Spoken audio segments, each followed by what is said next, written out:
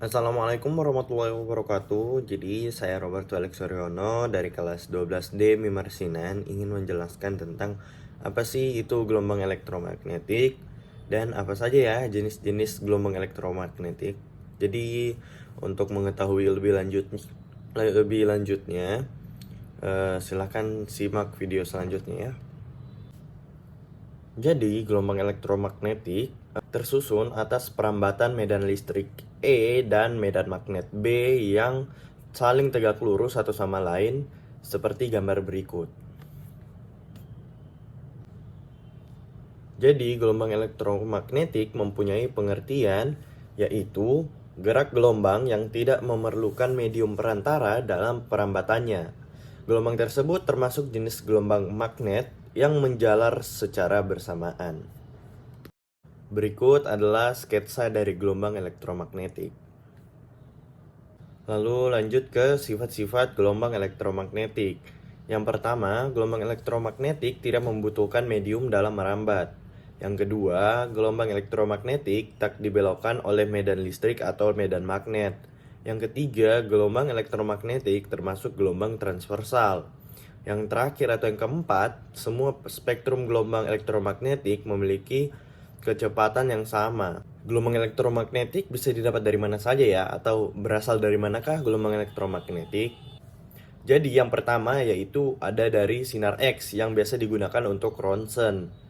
Terus yang kedua, sinar matahari yang menghasilkan sinar inframerah. Terus yang ketiga, lampu merkuri menghasilkan sinar ultraviolet. Dan yang terakhir yaitu penembakan elektron dalam tabung hampa pada keping logam. Dan ini adalah spektrum gelombang elektromagnetik, bisa dilihat.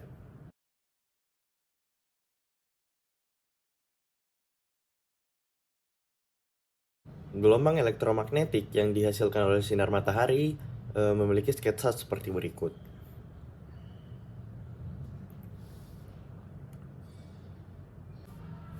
Lalu, gelombang radio. Gelombang radio berada dalam rentang frekuensi yang luas, meliputi beberapa hertz sampai gigahertz.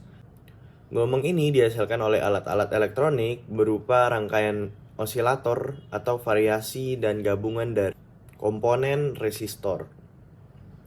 Lalu, gelombang ini dapat dibedakan menjadi dua, yaitu gelombang radio AM dan gelombang FM. Gelombang AM dapat mencapai tempat yang jauh karena dipantulkan lapisan atmosfer.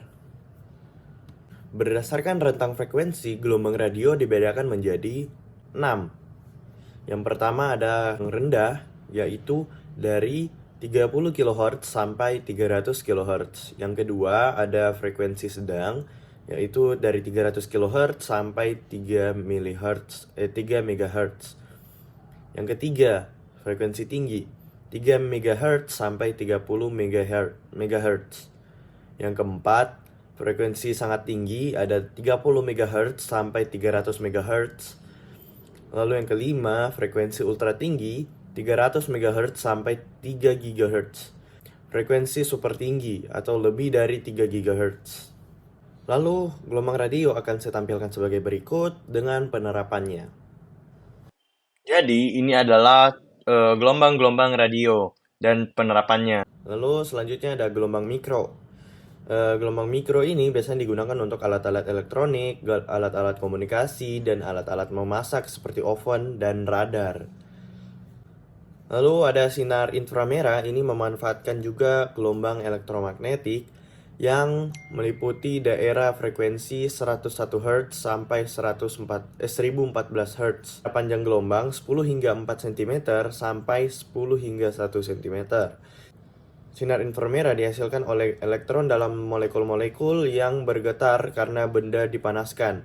Jadi setiap benda panas pasti memancarkan sinar inframerah, akan tetapi jumlah sinar inframerah yang dipancarkan tergantung pada panas atau suhu dan warna pemanasan tersebut. Dan juga ada juga fungsi dari sinar inframerah ini, yaitu sebagai untuk penelitian struktur atom. Yang kedua ada penginderaan jarak jauh. Yang ketiga ada pemotretan rahasia.